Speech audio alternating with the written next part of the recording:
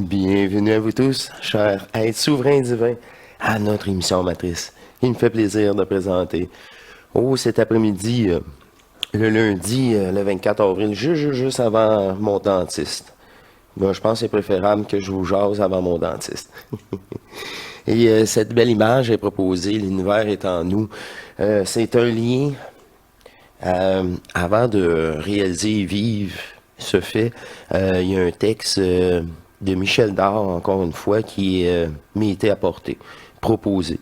Et c'est un texte à la Bernard de Montréal. Bref, je vais aller immédiatement rechercher le texte. C'est une petite vidéo, comme la dernière fois, qui affiche le texte au fur et à mesure.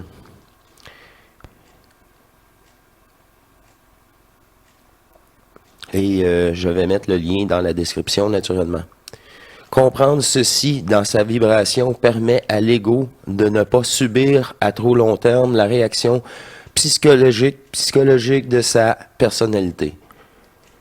Comprendre ceci par la vibration, et non par les mots, par la vibration, permet à l'ego une transmutation plus facile, avec moins d'effets secondaires. Comprendre le sens vibratoire de ce qui est dit ici n'est pas philosophique ou intellectuel, mais un nécessaire à la déchirure.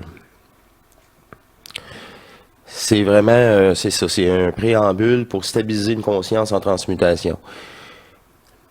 Le sens vibratoire est nécessaire à la déchirure car la compréhension vibratoire n'est pas mesurable d'avance selon la cadence psychologique que l'ajusteur de pensée doit ajuster à la déchirure qui est individuelle à chaque ego.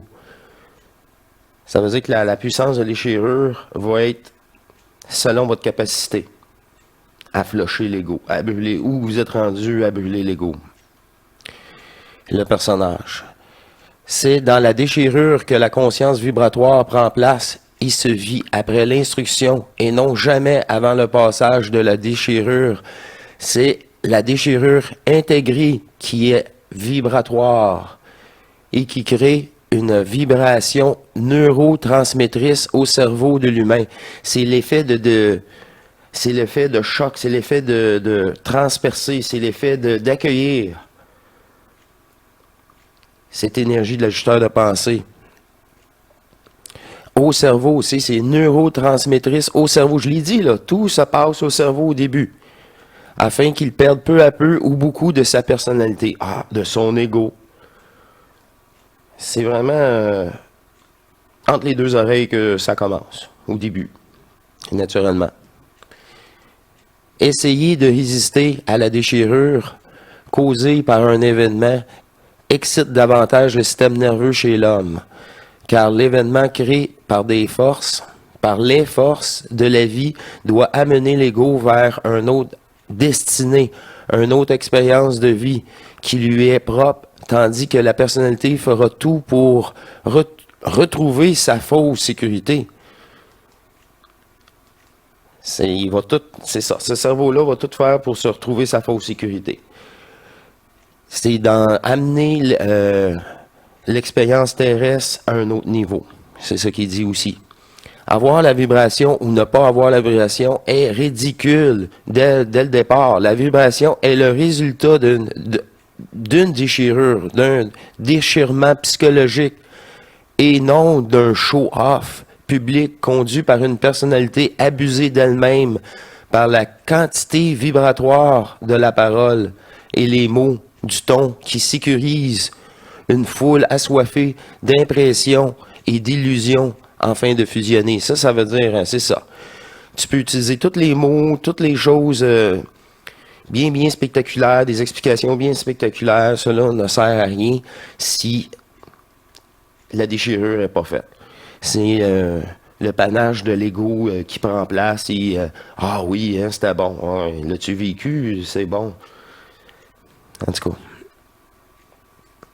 tôt ou tard, la déchirure viendra et les jeux intellectuels vibratoires de la première heure philosophique cesseront pour celui ou celle qui aura réalisé sa propre déchirure.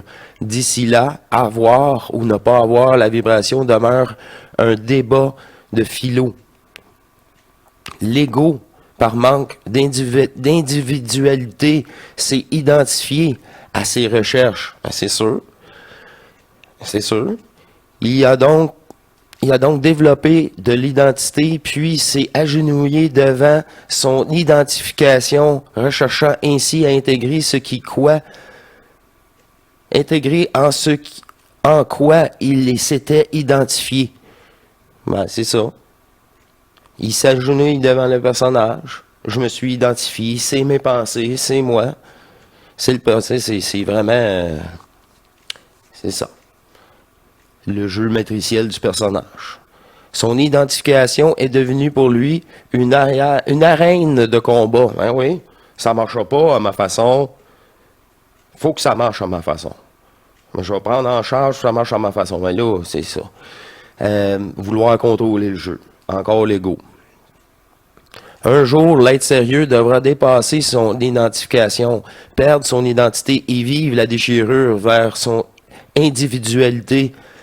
Tant que l'homme a besoin de s'identifier à quoi que ce soit, il sera toujours dans l'arène du combat face à d'autres qui cherchent aussi à s'identifier.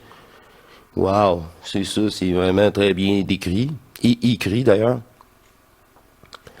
L'identification de l'individualité est le passage de la déchirure du connu dans la vie du nouvel initié. Dans la vie du nouvel initié et non un débat d'opinion publique. Et c'est personnel. Toujours. Tu peux même pas débattre ça, c'est un fait. C'est ça que j'ai subi. La déchirure brise la causerie philosophique et détruit l'être supramentalisé vers en quoi qu'il s'est identifié afin d'entrer dans son sa nouvelle identité individuelle qui ne peut pas être réelle que par la déchirure, ne peut être réelle que vive la déchirure.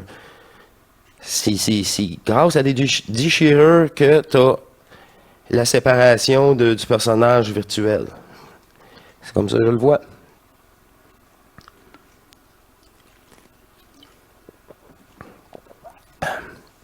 La déchirure est le processus initiatique de l'intégration intégrée. C'est perdre ce à quoi on s'était identifié dans le passé. L'être individuel est le seul avec lui-même. Dans cette réalité individuelle, l'homme sait ce qu'il sait fait partie de sa propre déchirure. La déchirure est tellement violente, souffrante, déchirante, que l'homme n'a plus d'énergie à perdre avec qui que ce soit et avec aucune argumentation. La déchirure est individuelle, elle est personnelle, elle se veut être ainsi afin d'éviter toute forme de raisonnement, de physiologique aussi, de vérité acquise ou d'évolution quelconque, ou d'acquisition, ou de programmation quelconque.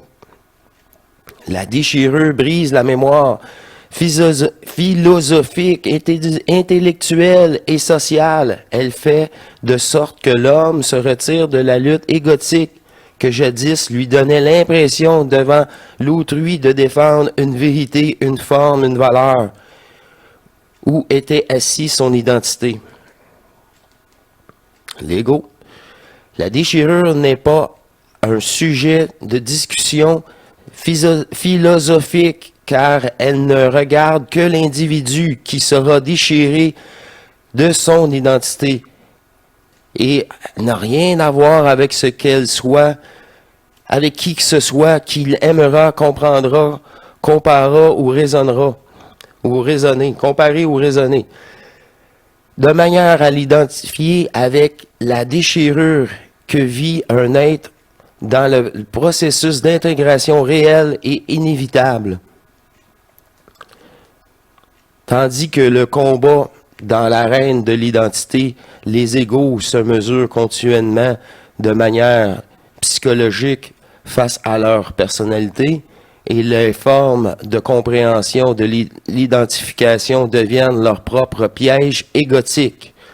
La personne qui a vécu la déchirure, la personne qui vit sa propre déchirure n'est plus une personne qui prend plaisir à discuter de philo, de supramental, puisque la déchirure, la psychologie, la physiologie supramentale est complètement anéantie.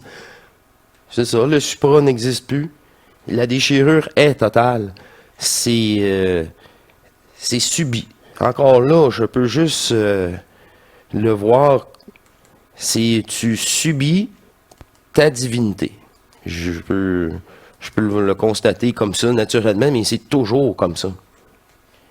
Alors, ce fut un petit flash vidéo que, absolument, je prends le temps de développer avec vous, mais pour l'instant, c'est le temps que j'ai pour aujourd'hui, où je crois que je vais rester sur au repos le reste de la journée, et il me fait plaisir d'avoir présenté, d'être avec vous pour cette courte capsule, et le texte sera disponible dans la description, naturellement. Alors, il me fait plaisir d'avoir partagé ce texte de Michel Dard, qui est parfait dans l'imparfait et qui a sa place, naturellement, sur Hors Matrice. Alors, je vous remercie et je vous dis à la prochaine. Ce fut un court vidéo. Je crois que ça va être un flash vidéo. Alors, je vous dis à la prochaine pour une émission régulière. Portez-vous bien, mes chers divins. Au revoir.